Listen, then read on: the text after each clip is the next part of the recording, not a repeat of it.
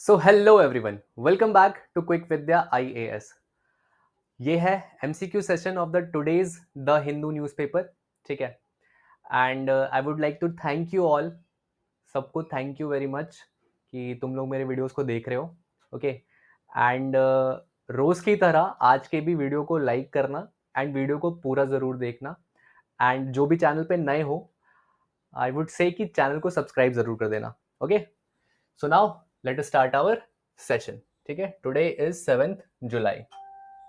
देखो, पहला क्वेश्चन है, ऑपरेशन सिंदूर के दौरान पाकिस्तान ने पहली बार किस चीनी सैन्य तकनीक का वास्तविक युद्ध में इस्तेमाल किया? Which of the following Chinese military assets did Pakistan employ for the first time in real combat during operation Sindoor? ठीक है, ऑपरेशन सिंदूर में ये कौन से मिलिट्री इक्विपमेंट उन्होंने यूज किया? ठीक है, ठीक है, कौन से मिलिट्री एसेट्स को पाकिस्तान ने यूज किया? ठीक है, कब से कब तक चला था? 7 से 10 मई तक चला था ये ऑपरेशन सिंदूर, है ना? बताओ इसमें करेक्ट ऑप्शन कौन सा है? करेक्ट ऑप्शन इसमें है ए, J10C fighters with PL-15 long range missiles, HQ-19 air defence system और ब्यूडू सक्षम ISR। ठीक है, देखो इसके बारे में थोड़ा सा देख लेते हैं। Lieutenant general Rahul R Singh confirm that during operation Sindoor, जो 7 से 10 मई तक चला, China provided unprecedented battlefield support. ठीक है, चाइना ने पाकिस्तान को अनप्रेसिडेंटेड बहुत सपोर्ट किया। ठीक है, पाकिस्तान को चाइना ने। Pakistan employed Chinese J10C fighters with PL-15, ये हम लोगों ने क्वेश्चन में देखा। ठीक है, now India faces a dual front threat. ठीक है, this is very important for mains also. ठीक है, it can be a potential question. India now faces a dual front threat: conventional operations by Pakistan bolstered by China and China's own deployments below the nuclear thresholds. ठीक है, what it calls strategic, हमें strategize करना पड़ेगा, अपने strategy में changes करने पड़ेंगे. It calls for a significant buildup of India's conventional forces, network centric warfare, drones, advanced ISR and nuanced diplomatic signaling to impose costs on Chinese collusion. ठीक है, तो हमें अपने चीजों को स्ट्रेटेजाइज करना पड़ेगा। ओके, ताकि हम पाकिस्तान और चाइना जो साथ मिलकर आ रहे हैं इसको काउंटर कर सकें। ओके, देखो मूविंग अहेड, दूसरा क्वेश्चन है, देखो, विच of the following is not one of the 5 pillars of the खेलो भारत नीति 2025? खेलो भारत नीति 2025 के 5 स्तंभों में से कौन सा शामिल नहीं है? ठीक है, excellence in sport, social development, integration of sport in education, talent identification and grass roots coaching. ठीक है, कौन सा शामिल इसमें से नहीं है? ठीक है,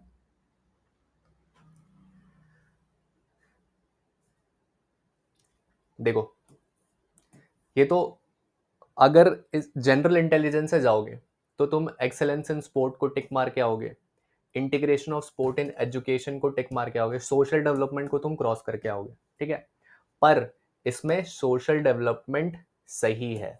ठीक है, तो जिसकी बात भारत खेलो भारत नीति में नहीं होती है वो है talent identification and grass root coaching. ठीक है, ये मूविंग अहेड, देखो, union cabinet approved Khelo Bharat Niti 2025, raising hopes but prompting state level implementation concern. ठीक है, होने तो वाला है पर स्टेट लेवल पे इसके इंप्लीमेंटेशन के बहुत सारे कंसर्न्स है।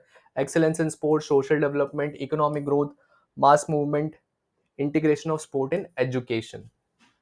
ठीक है, OCI, overseas citizen of India card holders को भी इस बार अपॉर्चुनिटी मिलेगा, but proposal to tap OCI talent clashes with passport usages rules. ठीक है, तो थोड़े कंसर्न्स है कि इनको कैसे इंक्लूड किया जाए। देखो तीसरा क्वेश्चन, देखो, रियो ब्रिक्स सम्मेलन में किस देश के शामिल होने से समूह की समावेशिता बढ़ी? ठीक है, at Rio BRICS summit the groups inclusivity was boosted by the entry of which country?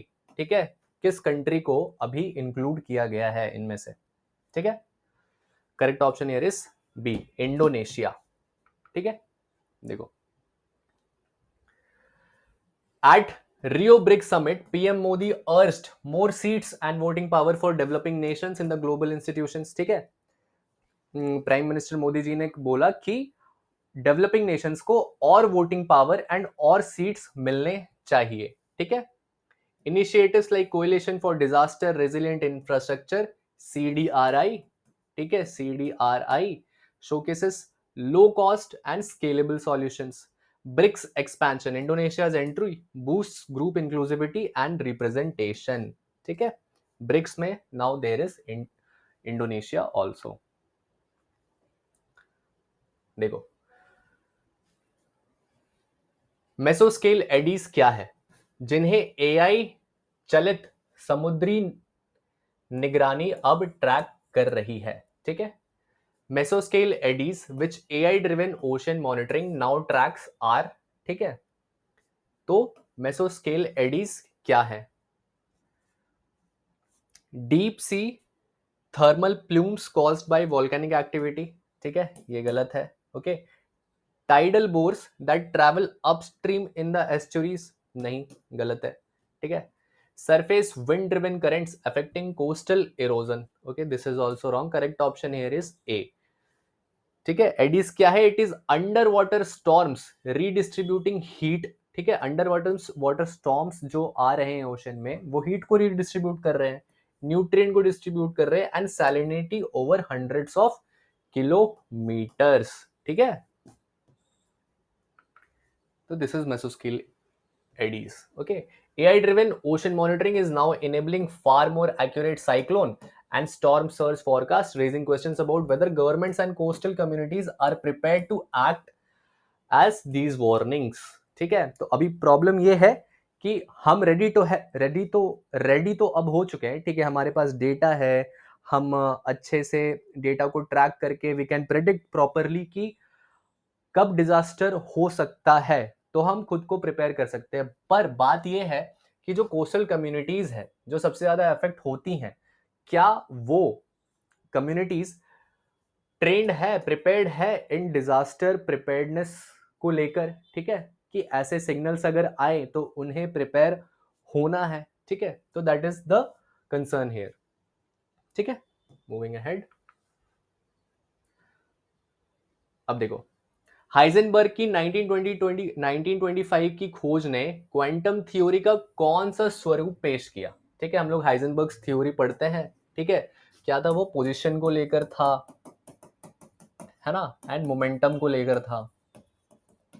ठीक है, क्लास 11-12 में वी हैव रेड। ठीक है, हाइजेनबर्ग्स 1925 ब्रेक थ्रू ऑन हेल्गोलैंड। हेल्गोलैंड आज न्यूज में था। ठीक है, साइंस सेक्शन में। Okay, gave birth to which formulation of quantum theory? ठीक है, which formulation of quantum theory? So the correct option इसमें कौन से होंगे बताओ? पायलट वेव थ्योरी गलत है, क्वांटम फील्ड थ्योरी भी गलत है, वेव मैकेनिक्स नहीं, मैट्रिक्स मैकेनिक्स। ओके, तो that expanded the mechanics. July marks 100 years since Heisenberg's breakthrough on Helgoland. Yet today, quantum theory underpins lasers, semiconductors, and emerging quantum computers, prompting fresh debate on tech readiness. ठीक है, Heisenberg theory से ही ledgers आए, semiconductors आए, quantum computers आए। ठीक है, matrix mechanics, electrons described by matrices where order of multiplication of matters. Okay, quantum leap, this is a non-communicative algebra of perfectly matched hydrogen spectra founding quantum mechanics। ठीक है, okay, ये तुम पढ़ लेना। Legacy pave the way for the uncertainty principle, quantum statistics and technologies like lasers and semiconductors. ठीक है, moving ahead. देखो, अमित शाह के 5 बिंदु रोड मैप में निम्नलिखित में से कौन शामिल नहीं है? ठीक है, which of the following is not included in Amit Shah's 5-point road map for reviewing India's cooperatives? ठीक है, कौन से इंक्लूड नहीं किए गए? ठीक है, तो इसमें देखो डी है, प्राइवेटाइजेशन ऑफ कोऑपरेटिव सोसाइटीज, इसकी बात नहीं की गई है। ठीक है। Amit Shah 5-point roadmap warns that without reform, cooperatives could stagnate and harm farmers. India में cooperative societies are very important. ठीक है। अमूल, अमूल एक कोऑपरेटिव सोसाइटी है। ठीक है। With a 1 lakh crore turnover in India. ये क्या दिखाता है? ये दिखाता है कि सहकारी मॉडल की ताकत। ठीक है। कोऑपरेटिव सोसाइटीज की ताकत को दिखाता है।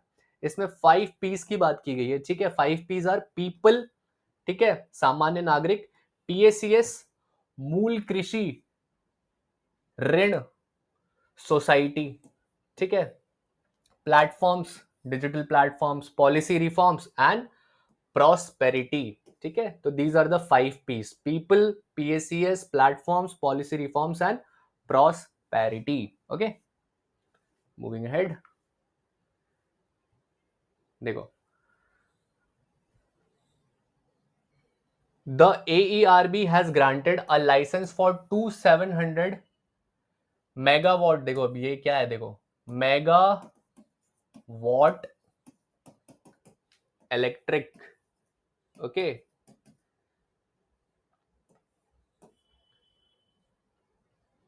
PHWR, power hydrogen water reactor. Okay okay,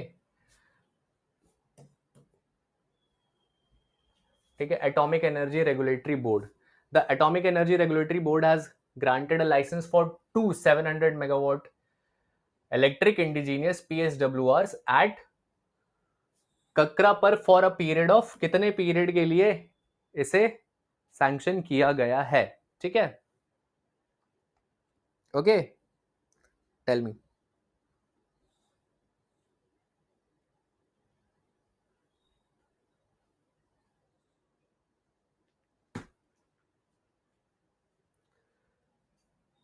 देखो, I am sorry, it is pressurised.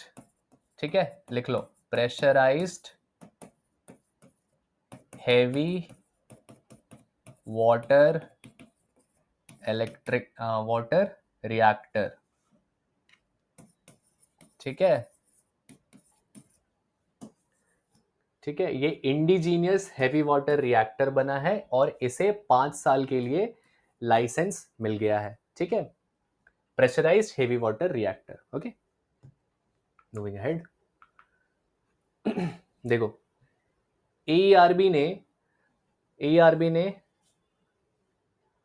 कारकापार में 700 megawatt electric pressurise heavy water reactor के 5 साल के लिए लाइसेंस दिया, को 5 साल के लिए लाइसेंस दिया, निकालकर एनपीसीआईएल के बड़े विस्तार के कोबल। ओके, फेज कमिश्निंग 15 वर्षीय बहुस्तरीय सुरक्षा समीक्षा।